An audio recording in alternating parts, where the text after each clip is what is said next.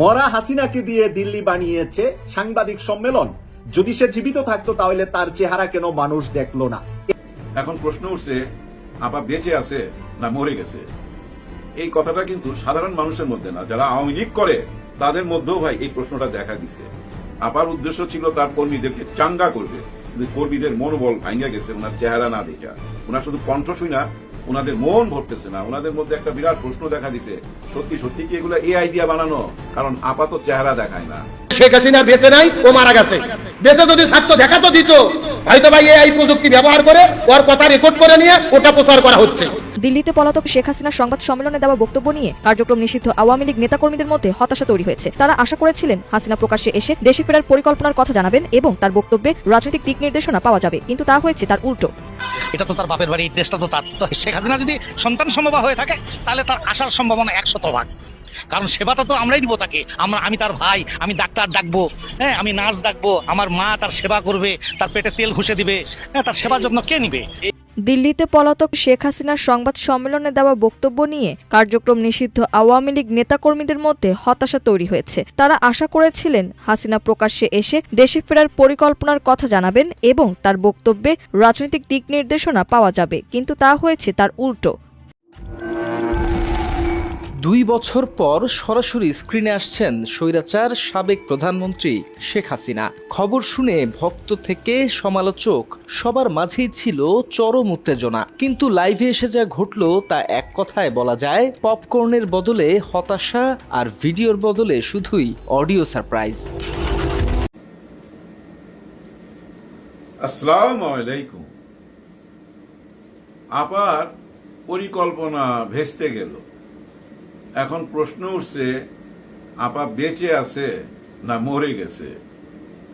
এই কথাটা কিন্তু সাধারণ মানুষের মধ্যে না, যারা আওয়ামী লীগ করে তাদের মধ্যেও ভাই এই প্রশ্নটা দেখা দিছে। আপার উদ্দেশ্য ছিল তার কর্মীদেরকে চাঙ্গা করবে, কিন্তু কর্মীদের মনোবল ভাঙ্গা গেছে ওনার চেহারা না দেখা। ওনার শুধু কণ্ঠ শুই না, ওনাদের মন ভরতেছে না। ওনাদের মধ্যে একটা বিরাট প্রশ্ন দেখা দিছে, সত্যি সত্যি কি এগুলো এআই দিয়া বানানো? কারণ আপাতত চেহারা দেখায় না। দেখেন, ওনার পরিকল্পনা ছিল পুরা বাংলাদেশের মধ্যে তার কর্মীদেরকে চাঙ্গা কইরা তুলবে, কিন্তু কর্মীদের এই মুহূর্তে মন ভেঙে গেছে।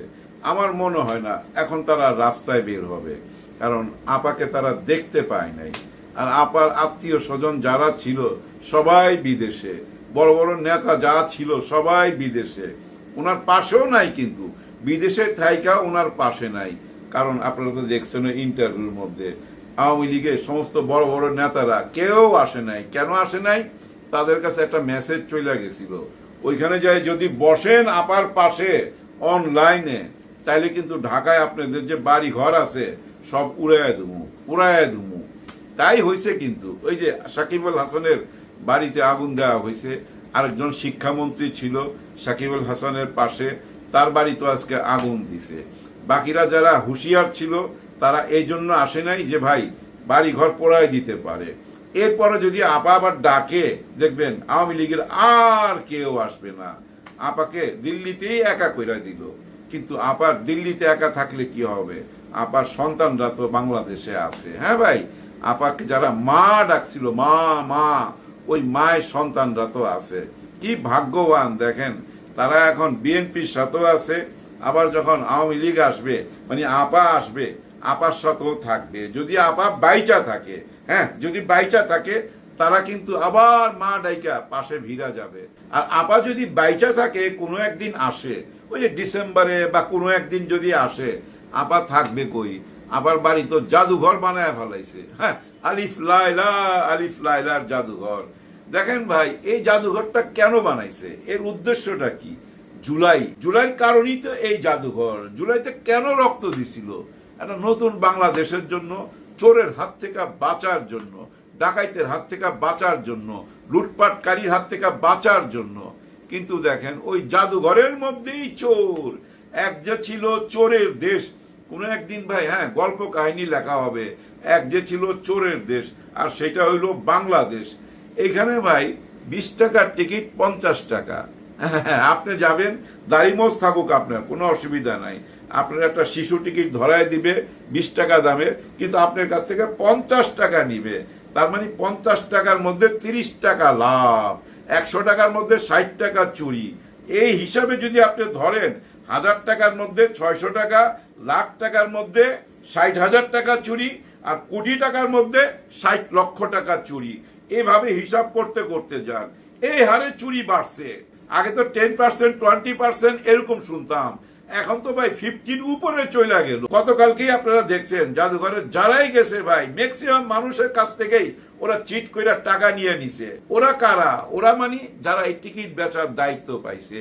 তদন্ত কইরা দেখেন, দেখবেন ওরাও কিন্তু সরকারের পক্ষের লোক, হ্যাঁ সরকারি দল করে, এরকম লোকের হাতেই দায়িত্ব দেওয়া হয়েছে। পেট ভরে না ভাই, কারোই পেট ভরে না। আসলে ভাই একটা কথা বলে না যে সরকারি দল আর বিরোধী দল মিলাই সিদ্ধান্ত নেয় দেশ কিভাবে চলবে। গত 17 বছর যারা বিরোধী দল ছিল তারা কিন্তু সরকারের সাথেই সিদ্ধান্ত নিছে এই দেশ কিভাবে চলবে। গত 17 বছর যেভাবে আমরা বিরোধী দল দেখছি, ওই একই রকম বিরোধী দল কি এখন দেখবো? না, নিশ্চয়ই না। গত 17 বছরের মতো যদি বিরোধী দল এখনো আমরা পাই, তাহলে তো এই দেশের ভাগ্য পরিবর্তন হবে না। বর্তমান যে বিরোধী দল আছে তারা এমন হবে না, এটাই আশা করি, এটাই বিশ্বাস করি। আওয়ামী লীগ কি ভুলটা করছে জানেন? একা একাই সবকিছু খাইতে চাইছিল। ওরা যদি দিয়া খাইতো আজকে এই অবস্থাটা হইতো না। ওরা কাউকে দেয় নাই, নিজেরাই সব ভাগ বাটোয়ারা কইরা খাইছে আর বিদেশে টাকা পাচার করছে। বিরোধী দলকে দেয় নাই, কিছুই দেয় নাই, বরঞ্চ জুলুম করছে। আসলে আওয়ামী লীগের সবচেয়ে বড় ভুল কি জানেন? ওরা 16-17 বছর একা একাই খাইছে। যদি বিরোধী দলকে দিয়া খাইতো তাহলে কিন্তু কোনো প্রবলেম হইতো না। একাই খাইতে চাইছে। আসলে একা খাওয়া উচিত হয় না। আজকে একা খাওয়াতে দেখেন ওনারা 15-20 বছর কোনো কিছু পায় নাই, না পাওয়াতে আজকে এইভাবে হামলায় পড়ছে। ভাই যে যেখান থেকে পারতেছে ছিনিয়ে নিয়ে যাইতেছে, এখান থেকে খাও, ওইখান থেকে খাও। ওই যে এয়ারপোর্টের কাছে যে গাছ লাগাইছে, 500 টাকার গাছ লক্ষ টাকা দাম নিছে। যেভাবে ওই যে টিকিট থেকে নিতেছে ভাই, 100 টাকার মধ্যে 60 টাকা চুরি। এই দেশে কোনো উন্নতি হবে? ঘোড়ার ডিম হবে। আরেকজন ভাই ভয় পায় বললো না, ওনাদের ভিতরের কথা বললো। উনি তো খুব সিনিয়র একজন রাজনীতিবিদ। কার কথা বলতেছি জানেন? নাসির উদ্দিন চৌধুরী। হ্যাঁ, ওই যে যাকে হুইল চেয়ারে কইরা সংসদে নিয়ে আসে, ওই সংসদে কিন্তু একটা কথা বলছিল জুলাইর পক্ষে, তখন কিন্তু হাততালি পাইছিল। কিন্তু আজকে উনি কি বলতেছে জানেন? আওয়ামী লীগ আর বিএনপি ভাই ভাই, আমরা দুই ভাই। আওয়ামী লীগ আর আমরা মিলাই তো এই দেশকে স্বাধীন করছি, স্বাধীনতার যুদ্ধ করছি। আমরা একই আছি, একই ছিলাম। ভাই ভাইকে ছাইরা যাইতে পারে না। আওয়ামী লীগ আর বিএনপি ভাই ভাই, এই দুই ভাই মিলাই দেশটাকে চালাবে। কেন এই কথাটা বললো? সিনিয়র রাজনীতিবিদ, কিন্তু উনি কি ফাও কথা বলছে? শেখ হাসিনা আসবে শুনেই কিন্তু এই কথাটা বলছে। আরেকটা হইতে পারে বিএনপির ভিতরে তো ভাই গোপন মিটিং হয়, তাই না? রাজনীতি নিয়ে গোপন মিটিং হয়। ওই মিটিং এর থেকে হয়তো কোনো কথা লিক হয়ে ওনার কানে গেছে। উনি তো আর মিটিং এ আইতে পারে না, কেউ হয়তো ওনার কানের মধ্যে পৌঁছাইছে। আওয়ামী লীগ আর আমরা ভাই ভাই, আমাদেরকে কেউ আলাদা করতে পারবে না। আওয়ামী লীগকে আনতেই হবে, কারণ আওয়ামী লীগকে যদি না আনি, ওই যে নতুন শক্তির উত্থান হয়েছে তাদের হাতে ক্ষমতা চলে যাইতে পারে। ওই যে শামসুজ্জামান দুদু একজন আছে না, চিনেন তো, রাজনীতিবিদ, ওই যে হিসু কইরা ভাষায় দিতে চাইছিল। উনি কি বলে জানেন? এই সেনা প্রধান, আমাদের সেনা প্রধান জামাতে ইসলামকে প্রতিষ্ঠিত কইরা দিল। জামাতে ইসলাম আগে প্রতিষ্ঠিত ছিল না, সেনা প্রধান এই কাজটা করছে। এই কথাটা কেন বলছে আপনাদের মনে আছে? 4-5 দিন আগে আর্মি ইন্টারন্যাশনাল ইসলামিক ইনস্টিটিউট চালু করছে, 4-5টা 6-7টা, আপনারা শুনছেন এর মধ্যে। এর মানে কি? ওইখানে কি হবে? আর্মি ইন্টারন্যাশনাল ইসলামিক ইনস্টিটিউট মানে AIII। এটা কেন করা হয়েছে?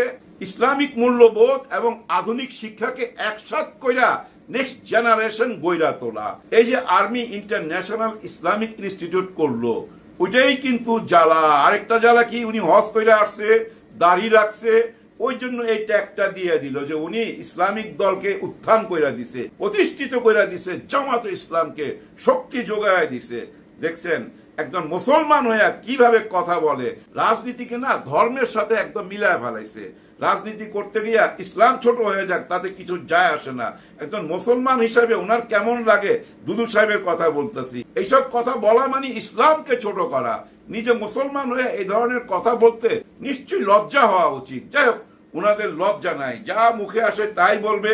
রাজনৈতিক ভাবে বিরোধী দলকে ঘায়েল করার জন্য যা ইচ্ছা তাই বলতে পারে, আর তাদের চাওয়ারও তো শেষ নাই। এই যে ভিপি নূর সাহেব কি বলতেছে জানেন? উনি বলতেছে বেতন বাড়াইতে হবে। কাদের? মন্ত্রীদের, প্রতিমন্ত্রীদের বেতন বাড়াইতে হবে। কত করা উচিত উনি নিজেই নির্ধারণ করে দিতেছে। 10 লক্ষ টাকা মন্ত্রীদের বেতন হওয়া উচিত, আর এমপিদের বেতন 5 লক্ষ টাকা। কেন? ওনারা যখন গ্রামে যায়, মানুষ টাকা পয়সা চায়, এইটা চায়, ওইটা চায়, যার জন্য বেতন বাড়ায় দিতে হবে। অথচ আমাদের মাননীয় প্রধানমন্ত্রী দেখেন দুপুরের খাওয়া 1-150 টাকার মধ্যে সাইরা ফেলায়। উনি কিন্তু সঞ্চয় করতে বলে, টাকা অপচয় করতে না বলে। আর ওনারা দাবি জানাইতেছে মন্ত্রী হইয়া ওনাদের বেতন 10 লাখ টাকা করতে হবে। হায় রে টাকা, ঢাকায় টাকা উঠতেছে, তো এই সংসদের চারিদিকেই টাকা উঠতেছে, ধরেন আর পকেটে ঢুকান। এইসব রাজনীতিবিদদের কথা শুনলে না ভাই গায়ে জ্বালা ধরে। ওই যে আরেকজন আছে না, আন্দালি পার্থ, একটা টাইমে কিন্তু মনে করতাম ভাই হ্যাঁ খুব বিজ্ঞ লোক, কথা শুনতেও ভালো লাগতো, কিন্তু খুব যুক্তি দিয়া কথা বলে। কিন্তু এখন আউলে গেছে ভাই, আউলে গেছে। কেন জানি ওনার মাথা টাথা নষ্ট হয়ে গেছে। যেসব কথাবার্তা বলে এইসব কথাবার্তার কোনো 2 পয়সা দাম নাই। আজকে উনি বলতেছে এই যে জুলাই যোদ্ধা যারা আছে এদের তো একটা চেয়ারম্যান মেম্বার হওয়ারও ক্ষমতা নাই, এরা আবার সংসদে যাইতে চায়, এমপি হইতে চায়, ওরা মেম্বার হওয়ারও যোগ্যতা রাখে না। এই আন্দালি পার্থ বলতেছে। আন্দালি পার্থ সাহেব, ওরা ধৈর্য নেন মেম্বার হওয়ার যোগ্যতা রাখে না, কিন্তু একটা যোগ্যতা রাখে, আপনার আত্মীয়কে দিল্লি পাঠায় দেওয়ার যোগ্যতা রাখে, ওই স্বৈরা শাসকের রাজত্বকে চুরমার করে দেওয়ার ক্ষমতা রাখে মিস্টার আন্দালি পার্থ। ওই ক্ষমতাটা তো রাখে, মেম্বার হওয়ার ক্ষমতা না রাখুক। ভাই ব্রাদার, যে লোক প্লেন চালায়, মানে প্লেনের পাইলট, সে লোক যদি সাইকেল চালাইতে পারে কি পারে না, এটা যদি আপনি প্রশ্ন করেন, কোনো কথা হইলো এটা কোনো মানায়? যারা আপনার আপাকে দিল্লি পাঠাইতে পারে তাদের ওইটুকু বিচার করেন না কেন? মেম্বার হইতে পারলো কি চেয়ারম্যান হইতে পারলো, এইসব প্রশ্ন তুইলা নিজেকে ছোট করতেছেন কেন? আপনি যে আজকে সংসদে গেছেন, এই যে এত বড় একটা পোস্ট পাইছেন, আপনার মার্কা কি যেন ছিল, ট্রাক মার্কা না কি মার্কা জানি না, ভুইলা গেছি। আরেক দলের লেজুর হিসাবেই তো গেলেন এই সংসদে, নিজের ক্ষমতায় তো যান নাই। এইসব ফাউল কথাবার্তা বইলা কাদেরকে খুশি করেন? আপনি যদি রাশেদ খানের মতো হয়ে যান তাহলে কি মানায়? এত নিচে নামার দরকার নাই তো। এই যে দেখেন রাশেদ খান একটা জায়গায় দেখলাম বক্তব্য দিতে গেছে, ওনারা কেমন মানুষ, উনি বক্তব্য দিবে ওর মধ্যে একটা গরু ঢুকে গেছে, ওনার সামনে গরু, উনি বিব্রত বোধ করতেছে। আপনারা খেয়াল রাখবেন না, এত বড় একটা নেতা ভাষণ দিবে, ওনার চারিদিকে পাহারাদার থাকতে হবে, তো চারিদিকটা ঘেরাও দিয়ে রাখবেন, গরু ছাগল যেন ঢুকতে না পারে। কত বড় একটা বেজ্জতি। অপোজিশনে রয়েছে, বিশেষ করে জামাত ইসলাম, তারা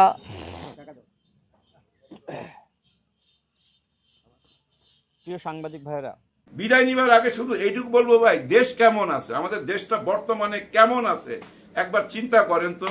গতকালকে দেখলাম কিছু পুলিশ একটা বাড়িতে যাইতেছে, এখানে মাদক আছে ধরার জন্য, ওরা বাড়িতে ঢোকার আগে পাবলিক ওনাদেরকে চেক করতেছে, বডি চেক করতেছে, পকেটের মধ্যে কোনো মাদক আছে কিনা। 1-2 না ভাই, অনেকগুলা পুলিশরা চেক করতেছে যে আপনাদের পকেটে মাদক আছে কিনা ওই ঘরে ঢোকার আগে।